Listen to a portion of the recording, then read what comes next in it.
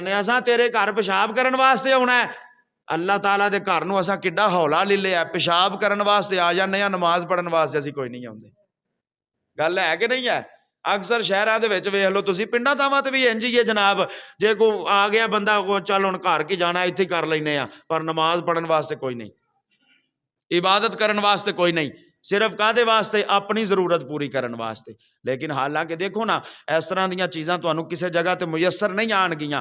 بندہ کدھر جاندا ہے جناب والا, پیسے بھی دیندا ہے اوتھے, جناب اپنا وقت بھی ضائع کردا ہے اوتھے, خرچہ بھی کردا ہے, ہر چیز دا بل بھی دتا جاندا ہے.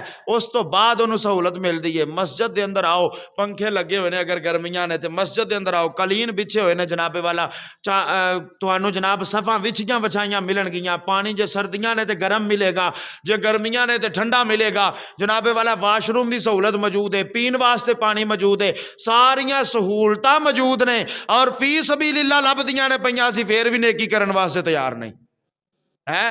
تے گناہ اسی اوتھے جا کے کر لینے آ جتھے مول ویکدا پیا.